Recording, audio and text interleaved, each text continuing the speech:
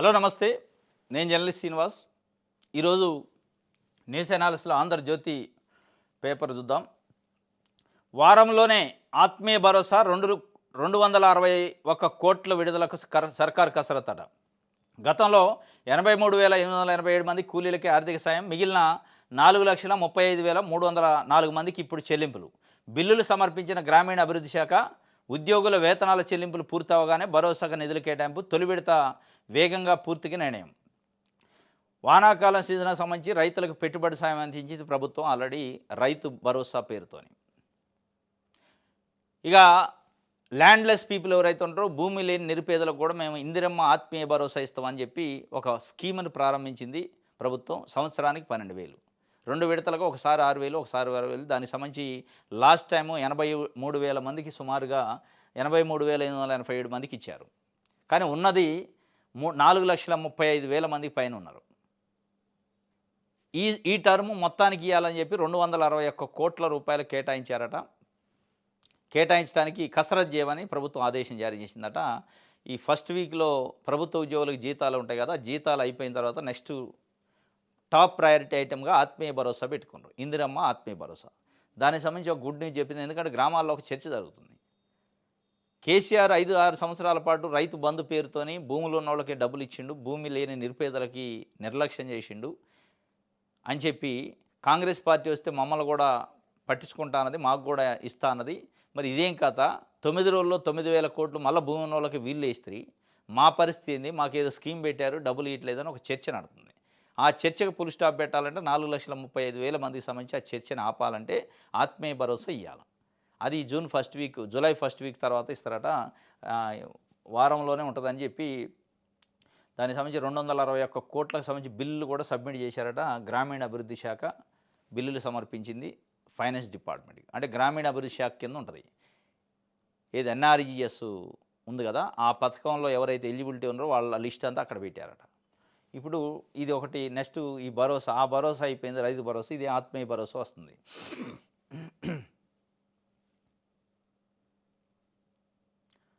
Socialist, secular పదాలను రాజ్యాంగ పీఠిక నుంచి తొలగించాలి.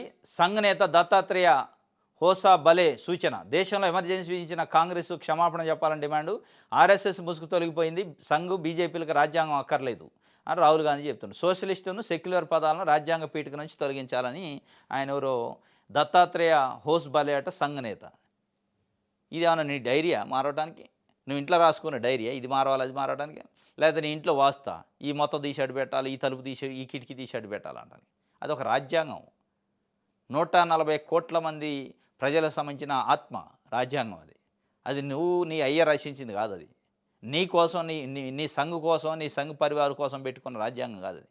ఈ దేశంలో ఉన్న సర్వ మతాలకు సంబంధించిన ప్రజలు, ప్రతి పౌరుడు, ఈ భూమి మీద పుట్టిన ప్రతి పౌరుడు కోసం రాసిన రాజ్యాంగం అది. ఆ రాజ్యాంగాన్ని బట్టి ఇలా భారతదేశం 75 సంవత్సరాల స్వతంత్ర భారతదేశంలో ఎక్కడా కూడా చిన్న అంతర్గత సంక్షోభం లేకుండా నడుస్తున్నాయి. పక్కన ఉన్న పాకిస్తాన్, బంగ్లాదేశ్ పరిస్థితి చూస్తున్నాం, మనం శ్రీలంక పరిస్థితి చూస్తున్నాం.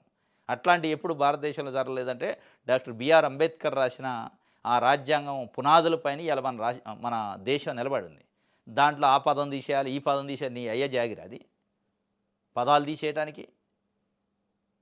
మీ ఇంట్లో డైరియా, నీ ఆత్మకథ ఇది ఆయన చెప్తే రాహుల్ గాంధీ ముసుగు తొలగిపోయింది బీజేపీది అని చెబుతుండు. ఇంకోటి, ఇందిరమ్మ ఇళ్ళ బిల్లులు రాకుంటే నా ఇల్లు అమ్మి చెల్లిస్తా. పశుసంవర్ధక శాఖ మంత్రి వాకిటి శ్రీహరి తమది చేతల ప్రభుత్వం అనే వ్యాఖ్య. ఇందిరమ్మ ఇళ్ళకి సంబంధించి బిల్లులు రాకపోతే ఆయన ఇల్లు అమ్మి ఇస్తారట. ఎంతమందికి ఇస్తారు ఇల్లు అమ్మి? మంచి ఆదర్శమే. నిజంగా ఇల్లు అమ్మిస్తే నిజంగా ప్రజా జీవితంలో నాయకులు అంటే, ప్రజానాయకులు అంటే ఇట్లే ఉండాలి. కానీ ఎంతమందికి ఇవ్వగలుగుతారు? ప్రభుత్వం ఒక పాలసీ తీసుకోవాలి. ఒక ఇల్లు అమ్మితే కొంతమందికి ఇస్తారు, మరి మిగతా వాళ్ళకి ఆగితే మరి అప్పుడేమవుతారు? అది కాదు పద్ధతి. ప్రభుత్వం లెక్కనే పనిచేయాలి. ప్రభుత్వం ప్రజలకు సంబంధించిన ఎజెండాను తీసుకోవాలి. నిబంధనల ప్రకారం, రూల్స్ ప్రకారం పనిచేయాలి. అర్హులైన ఇందిరమ్మ లబ్ధిదారులకి బిల్లులు ఇచ్చే కార్యక్రమం చేయాలి. కానీ ఎవరైనా బిల్లు అయితే నా ఇల్లు అమ్మేస్తా అంటే, ఇప్పుడు మొత్తం ఎమ్మెల్యేలు, మంత్రులు ఇల్లు అమ్ముకుంటూ ఇవ్వాలంటే అది అయ్యే పని కాదు. దయాదారి బిచ్చం వేయట్లేదు కదా, వాళ్ళ హక్కు అది. రైట్. సాక్షి చూద్దాం.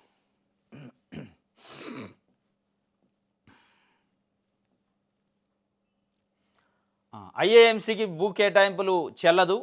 కంపెనీల చట్టం కింద నమోదు కాని సంస్థకు ప్రభుత్వం నుంచి ఉచిత భూమి పొందే అర్హత లేదు. ఐఏఎంసీకి భూ కేటాయింపులపై దాఖలైన పిల్పై హైకోర్టు ధర్మాసనం కీలక తీర్పిచ్చింది. భూమిని ట్రస్ట్ విక్రయించుకోవచ్చన్న నిబంధన చట్టవిరుద్ధం. అందువల్ల 3 ఎకరాల 3.70 ఎకరాల భూ కేటాయింపులు రద్దు చేస్తున్నాం. జీవోను కొట్టేస్తున్నా. సెంటర్ పనితీరును ఏమాత్రం ఆశాజనకంగా లేదని వ్యాఖ్య. సంస్థకు ప్రభుత్వ ఆర్థిక సాయం, కేసుల సూచన మాత్రం సమర్థనీయమేనని వెల్లడి. భవిష్యత్తులో ఆడిట్ లేకుండా సాయం కొనసాగించొద్దని సర్కారుకు సూచన. 2021లో కేసీఆర్ ప్రభుత్వం ఉన్నప్పుడు ఐఏఎంసీ అని ఉంది, international arbitration and mediation centre అని. ఇది లాకు సంబంధించి, అంటే ఇద్దరు వ్యక్తులు హైకోర్టులోనో లేకపోతే సుప్రీంకోర్టులోనో ఇట్లాంటి కోర్టులలో కేసులు వేసుకుంటే రెండు పార్టీలు, ఆ రెండు పార్టీల మధ్యలో ఆ కేసులు సంవత్సరాలు దశాబ్దాల పాటు కోర్టులలో కొట్లాడుకోకుండా ఏదైనా కొన్ని పార్టీలు ఆర్బిట్రేషన్ అంటే మధ్యవర్తిత్వంతో ఒక రాజీ ప్రయత్నం చేసుకోవడానికి సెంటర్, ఇంటర్నేషనల్కి సంబంధించి ఆర్బిట్రేషన్ అండ్ మీడియేషన్ సెంటర్ మన దగ్గర పెట్టాలని కేసీఆర్ ప్రభుత్వం ఉన్నప్పుడు ట్రై చేసి 3 ఎకరాల 70 సెంట్ల భూమిని, అత్యంత కాస్ట్లీయెస్ట్ భూమి రాయదుర్గం ఏరియాలో కేటాయించింది. ఆ కేటాయించింది కానీ ఆ కేటాయించిన ఉద్దేశంలో చిన్న మెలకు ఉంది. ఆ మెలకు ఏంటంటే భూమిని ట్రస్ట్ విక్రయించుకోవచ్చు అని దాంట్లో కండిషన్. ఇచ్చేది దేనికి? వాడుకునే వరకు ఉండాలి. ఆ మీడియేషన్ సెంటర్కి దాన్ని యూజ్ చేసుకునే వరకు ఉండాలి. అమ్ముకోవడానికి మీరు పర్మిషన్ ఇటువంటి, దీని వెనకున్న మతలబ్ ఏంది? ఈ అమ్మటం అనే పదం వచ్చిందంటే ఇది పెద్ద కుట్ర అనేది కోర్టు గుర్తించింది. పిల్లి ఒక అతను ఇస్తే దాన్ని మొత్తానికి రద్దు చేసింది. అసలు ఆ కేటాయింపులు రద్దు చేసి ఆ జీవోని రద్దు చేసి పడేసింది. ఇది ఒక్క ఐఏఎంసీకే కాదు, బీఆర్ఎస్ పార్టీకి జిల్లా ఆఫీసుల కోసం అత్యంత కాస్ట్లీ భూముల్ని కేటాయించారు బీఆర్ఎస్ ప్రభుత్వం ఉన్నప్పుడు. అదే హెట్రో డ్రగ్స్ అధినేత పారసారథి సంబంధించి ఒక ఫౌండేషన్ ఏదో పెట్టి ఆయన క్యాన్సర్ ఇన్స్టిట్యూట్ పెడతానంటే కొన్ని ఎకరాలు కేటాయించారు మంచి కోకాపేట ఏరియాలో. ఇట్లాంటివి కూడా రద్దు చేయాలి. వాటిలలో కూడా చిన్న చిన్న మెలకలు పెట్టే ఇచ్చారు. ప్రభుత్వ భూములను ఎవడంటే వాడు ప్రభుత్వంలోకి రాగానే ఎవరికంటే వాళ్ళకి దారాదత్తం చేసి వాళ్ళ సొంత ఆస్తులు లెక్క జీవోలు చేసి దాని క్విడ్ ప్రోకోలు చేస్తాను. వీటన్నిటి మీద దృష్టి పెట్టాలా. రైట్, ఇది సాక్షికి సంబంధించి మన తెలంగాణ చూద్దాం. ఇంజనీరింగ్ ఫీజులు హేతుబద్ధం, విద్యా ప్రమాణాలు మెరుగైన వస్తువులే ప్రామాణికం. గత విజిలెన్స్ ఎన్ఫోర్స్మెంట్ నివేదిక పరిశీలన పరిగణలోకి సుప్రీంకోర్టు తీర్పులు రాష్ట్ర ప్రభుత్వం యోచన. ఇంజనీరింగ్ కాలేజీల్లో ప్రపంచ స్థాయి ప్రమాణాలు ఉండాలన్న ముఖ్యమంత్రి రేవంత్ రెడ్డి ఆలోచన. ఆ అంశాల అధ్యయనానికి కమిటీ ఏర్పాటు. 3 విడతల్లో ఇంజనీరింగ్ కౌన్సిలింగ్. ఇంజనీరింగ్కి సంబంధించి కౌన్సిలింగు ఆ ఫీజుల వ్యవహారం పైన ముఖ్యమంత్రి రేవంత్ రెడ్డి గారు మొన్న సమీక్ష చేశారు. దీనిపైన ఇప్పటికే 42 కాలేజీల పైన కంప్లైంట్లు ఉన్నాయి, ఫిర్యాదులు ఉన్నాయి, అక్రమాలు జరుగుతున్నాయని, అవినీతి జరుగుతుందని దానిపైన ఒక ఎంక్వైరీ నడుస్తుంది. ఈ లోపే కౌన్సిలింగ్ వచ్చింది. అసలు ఈ ఫీజులు పెంచాలని ఇంజనీరింగ్ కాలేజీలో ఒత్తిడి. ఈ ఫీజులు ఏంది, మీ కథ ఏంది, మీ ఇష్టం వచ్చినట్టు చేసుకుంటే మేమెందుకు ఇక ప్రభుత్వం? దాని అసలు మీ ఖర్చులేంది, మీ లెక్కలేంది, ఏది చెప్పకుండా ఒక సంఖ్య వేసుకురావడం పెంచండి అంటే ప్రతి సంవత్సరం అంటే పెంచుకుంటూ పోతే కాదని ఆయన సీరియస్ అయ్యిండు. మరి సీరియస్ అయ్యిండో కాలేదు, ఈ సంవత్సరం పెంచేది లేదన్నాడు. అసలు ముఖ్యమంత్రి రేవంత్ రెడ్డి గారు ఈ సంవత్సరం యథావిధిగా పాత ఫీజులతో నెక్స్ట్ ఇయర్ కల్లా మనం ఒక కమిటీ వేసి మంచిగా ఫీజులు ఏం పెంచాలి ఎట్లా పెంచాలి చూద్దాం తప్ప ఈ సంవత్సరం లేదు అని చెప్పిండు. లేదని చెప్పిండు. మళ్ళీ ఓవర్ నైట్లో ఏం చేశారు, ఏం మేనేజ్ చేశారు కానీ ఇప్పుడు కమిటీ వేశారు. మరి ఈ కమిటీ పాత ఫీజులు ఇప్పుడున్న ఈ సంవత్సరానికి సంబంధించిన ఫీజుల కోసం, వచ్చే సంవత్సరం ఉండాల్సిన ఫీజుల కోసం అనేది ఒక సందిగ్ధత ఉంది. మొత్తానికైతే ఫీజులు హేతుబద్ధంగా ఉండాలంటుండు. ఫీజులే కాదు, కాలేజీలు కూడా హేతుబద్ధంగా ఉండాలి. ఇలా 42 కాలేజీల పైన క్రిస్టియన్ జనసమితి రాష్ట్ర అధ్యక్షుడు మాసారం ప్రేమ్ కుమార్ అని ఆయన కంప్లైంట్ చేసిండు. ఆడ కాలేజీలు బిల్డింగ్లు ఉంటాయి కానీ కాలేజీలో విద్యార్థులు ఉండరు, స్టాఫ్ ఉండరు, తాళాలే ఉంటాయి ఎప్పుడు. కానీ అటెండెన్స్ రిజిస్టర్లో అటెండెన్స్ ఉంటుంది, వాళ్ళు వచ్చి హాజరైనట్టు ఉంటుంది, వాళ్ళు ఇక్కడ ఉండరు. కాలేజీలో చదువు ఉండదు, టీచర్లు ఉండరు, పాఠాలు చెప్పరు. అట్లాంటి కాలేజీలు 42 కాలేజీల పైన కంప్లైంట్ ఉంది. ఆ కంప్లైంట్ పైన మీరు చర్యలు తీసుకుంటే అసలు ఎంత హేతుబద్ధంగా ఇంజనీరింగ్ కాలేజీలు నడుతున్నాయి, ఈ కాలేజీలు అనుకున్న లోపాయకారి వ్యవహారాలు ఏందనేది బయటపడింది.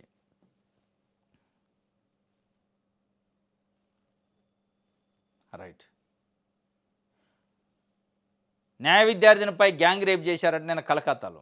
ఆ మధ్య మెడికల్ కాలేజీలో కూడా ఇదే జరిగింది. ఇప్పుడు మళ్ళీ న్యాయ విద్యార్థి పైన కలకత్తాలో జరిగింది. కలకత్తాలోని లా కాలేజీ ఆవరణలోనే ఘాతకం, దారుణ ఘటన వీడియోగా చిత్రీకరించిన నిందితులు. అఘాయిత్యానికి పాల్పడిన ముగ్గురులో ఒకరు తృణమూల్ కాంగ్రెస్ విద్యార్థి విభాగం నేత, మిగిలిన 2 ప్రస్తుత విద్యార్థులు. ఆర్జీకర్ ఘటన తరహాలోనే అమానుషం, అక్కడ డాక్టరు, ఇక్కడ కాబోయే లాయరు. బాధితులు బీజేపీ టీఎంసీ మధ్య రగిలిన రాజకీయ చిచ్చు.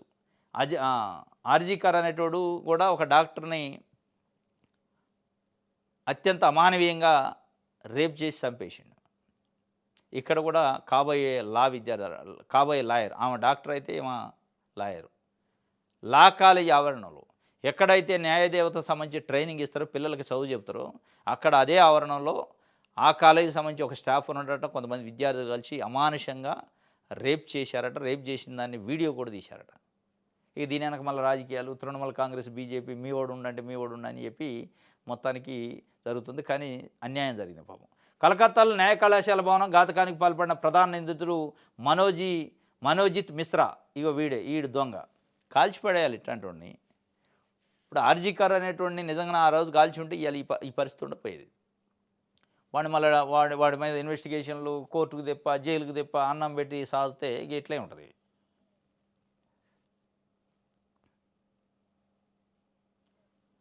సీఎం రేవంత్ రెడ్డి 48 గంటల్లో అఖిలపక్షాన్ని ఢిల్లీకి తీసుకెళ్లాలి. ముఖ్యమంత్రికి బీసీ సంఘాల నేతలు డిమాండ్.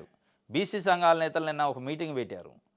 సీఎం రేవంత్ రెడ్డి పదే ఎన్నికలు పెడతాం అంటుండే. హైకోర్టు ఆల్రెడీ సెప్టెంబర్ 30 కల్లా ఎన్నికలు పెట్టాలి, రిజల్ట్ కూడా అనౌన్స్ చేయాలని చెప్పింది. మరి 42% మాకు ఇస్తున్న రిజర్వేషన్ సంగతి ఏంది? ఢిల్లీకి ఫైలు పంపి చేతులు దులుపుకొని ఢిల్లీ వాళ్ళ మీద నెట్టేస్తే కుదరదు. నువ్వు ఇస్తానన్న డిక్లరేషన్ ఏంది, నువ్వు ఇస్తున్న రిజర్వేషన్ ఏంది? మమ్మల్ని అందరినీ అవసరమైతే అఖిలపక్షాన్ని, సంఘాలను అందరినీ ఢిల్లీ తీసిపో, కేంద్ర ప్రభుత్వం పైన ఒత్తిడి తెద్దామని అడుగుతున్నాను. అంటే ఒక బీసీ సంఘాలు మీటింగ్ పెట్టుకొని నువ్వు మమ్మల్ని దేశపో, లేకపోతే అఖిలపక్షాన్ని దేశపో, ఒత్తిడి దే అన్నదాకా కూడా మీరు మొద్దున ఎదుర వేడట్లే. సోయి రాట్ల ప్రభుత్వానికి. వాళ్ళు చెప్తే తప్ప వచ్చే పరిస్థితి లేదు. నిన్న మున్సిపల్ ఎన్నికల పైన కూడా హైకోర్టు చెప్పింది ఎప్పుడు మున్సిపల్ ఎన్నికలు పెడతారని.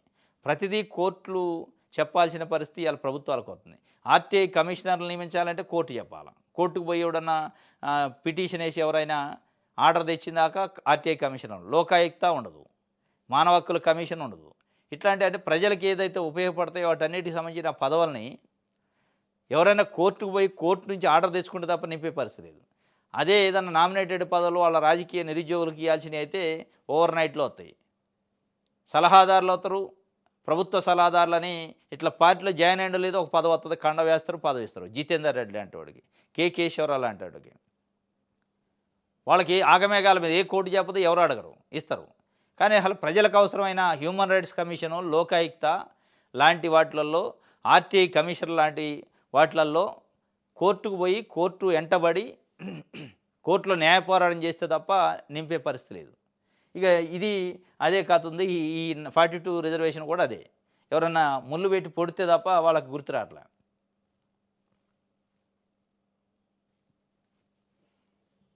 వెలుగు చూద్దాం.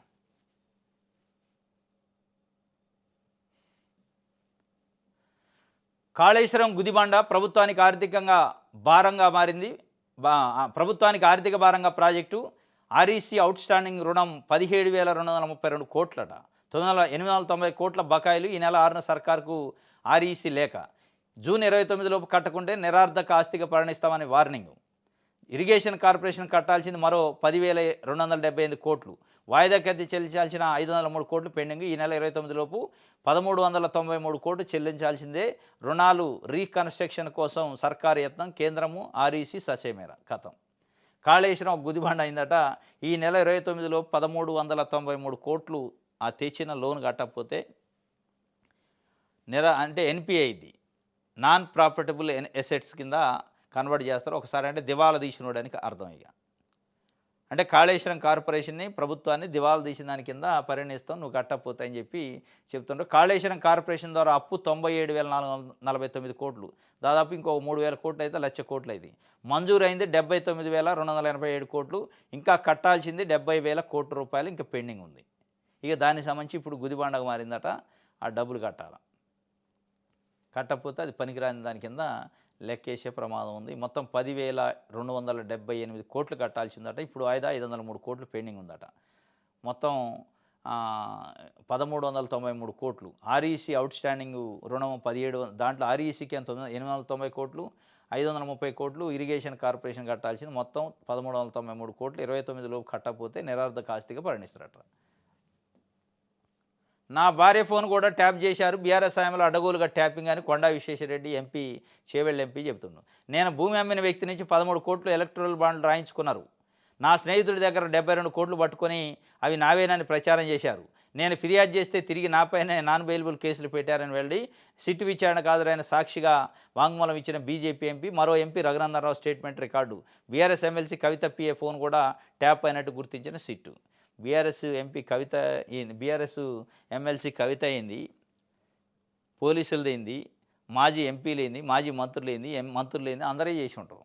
అంటే ఇక ఆయన అదే పనికి పెట్టుకోండి ఎవరెవరు ఏం మాట్లాడుకుంటున్నారు ఇన్ని దాన్ని బట్టి నేను రాజకీయం చేస్తా అని. ఇది దొంగ రాజకీయం అంటారు, దీన్ని దొర రాజకీయం అనరు.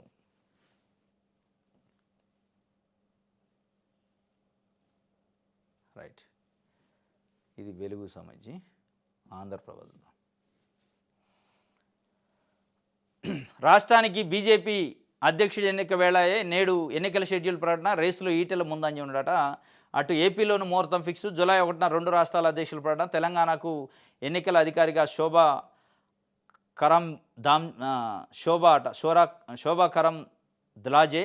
ఏపీకి పీసీ మోహన్. 10 రోజుల్లో 7 రాష్ట్రాల కొత్త అధ్యక్షులట. మొత్తం 10 రోజుల్లో బీజేపీ 7 రాష్ట్రాల కొత్త అధ్యక్షులు పెట్టి దాంట్లో మన 2 తెలుగు రాష్ట్రాలు ఏపీ తెలంగాణ కూడా ఉంది. జూలై 1 కొత్త అధ్యక్షుడు వస్తారట. ఈ కొత్త అధ్యక్షుడి గురించి దాదాపు ఇప్పటికి 20 సార్లు వార్తలు వచ్చినాయి. బీజేపీ అధ్యక్షుడు త్వరలో అని. మరి ఈసారి ఆయన నిజమైందా? ఎందుకంటే ఇన్ఛార్జీలను పెట్టారు, ఎన్నికల అధికారిని పెట్టారు కాబట్టి అవ్వచ్చు.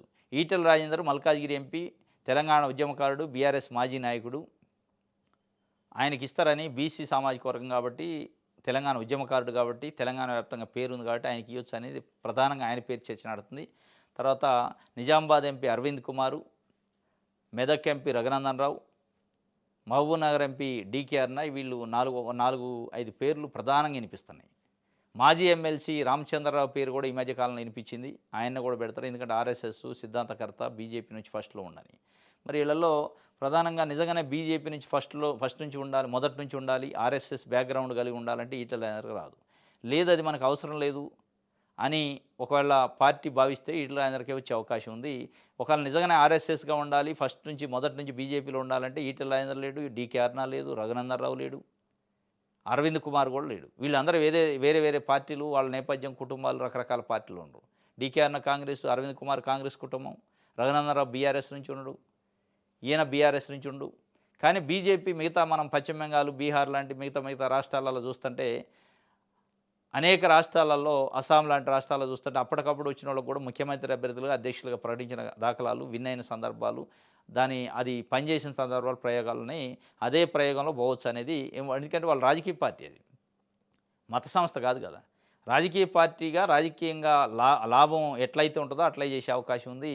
వాళ్ళు అవి చూడటం లేదనేది మనం గతంలో వేరే రాష్ట్రాల్లో చూస్తే ఆర్ఎస్ఎస్ కానీ పాత బీజేపీ అనేది చూడటంలే. ఆ టైంలో ఎవరికి ఇస్తే బెనిఫిట్, వాళ్ళని ఎట్లా వాడుకోవాలనేది చూస్తున్నారు. కాబట్టి ఇప్పుడు ఎవరికి ఇస్తే బెనిఫిట్ అనే కాడికి వస్తే ఈటెల రాజేందర్ బీసీ సామాజిక వర్గం, ముదిరాజ్ సామాజిక వర్గం, అది కూడా బీసీలో అత్యంత ఎక్కువ జనాభా ఉన్న, పాపులేషన్ ఉన్న కేటగిరీ.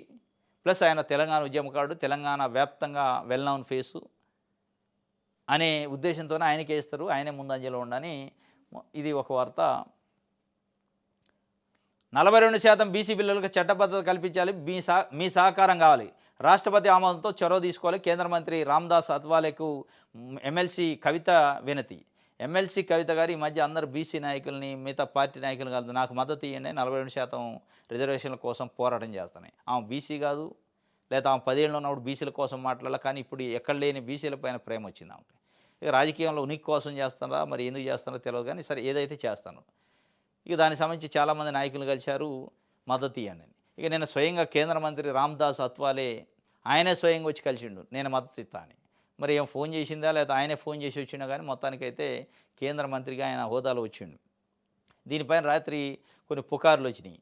మోడీ అమిత్ షాని పంపారా రాయబారానికి, ఏదైనా అవసరం అయితే నువ్వు పార్టీ మారేటట్టుంటే మా దాంట్లోకి రాని. మరి ఏమో తెలియదు, కానీ ఒకవేళ నిజంగానే ఇక కవితని బీజేపీలో జాయిన్ చేసుకోవడం, బీజేపీ కవితను నడిపిస్తుందని పేరు వస్తే బీజేపీకే డ్యామేజ్. ఆమె లిక్కర్ స్కామ్లో ఢిల్లీలో బీజేపీ ప్రభుత్వమే పెట్టింది కేసు, ఈడీ పెట్టిన తర్వాత ఆమెను ఏ రకంగా మీరు ఎంటర్టైన్ చేస్తారు? కేంద్ర క్యాబినెట్లో ఉన్న మంత్రి వచ్చి అలా ఆమెకు మద్దతు ఇచ్చిండు. మరి దీన్ని ఎట్లా చూస్తారో మరి బీజేపీ వాళ్ళు వెనకుండా నడిపి ఇక రామ్దాస్ అత్వాలే పైన ఏం చర్యలు తీసుకోకుండా ఏం మాట్లాడకుండా ఉంటే ఇక బీజేపీ దీని అనుకున్నట్టే. కాకపోతే ఆయన బీజేపీ పార్టీ కాదనుకో, వేరే పార్టీ అలయన్స్లో ఉండు.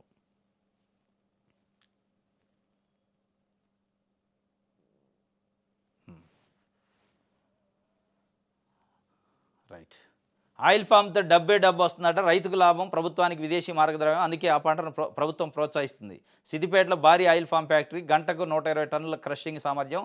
ఆగస్టులో సీఎం చేతుల మీదుగా ప్రారంభం. మంత్రి తుమ్మల నాగేశ్వరరావు. హుస్నాబాద్లో మంత్రులు దామోదర రాజనరసింహ, పొన్నం ప్రభాకర్, కోమటిరెడ్డితో కలిసి 250 పడకల ఆసుపత్రి శంకుస్థాపన చేశారట నిన్న. ఆయిల్ ఫామ్తో డబ్బు వస్తుందట. మరి గతంలో సుబాబులు వీటికి కూడా డబ్బు వస్తుందన్నారు. అందరు వేసిన తర్వాత మళ్ళీ అది దెబ్బతింది. ఆయిల్ ఫామ్ను బాగా ఎంకరేజ్ అయితే చేస్తుంది ప్రభుత్వం. కానీ మరి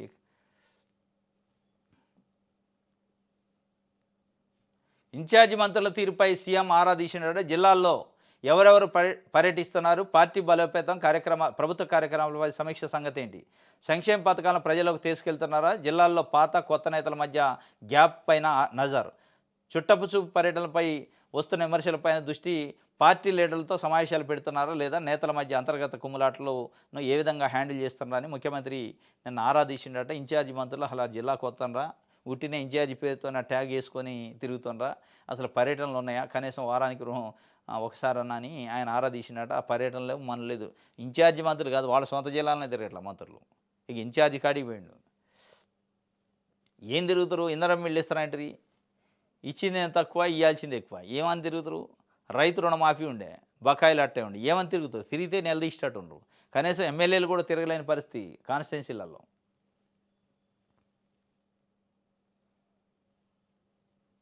రైట్.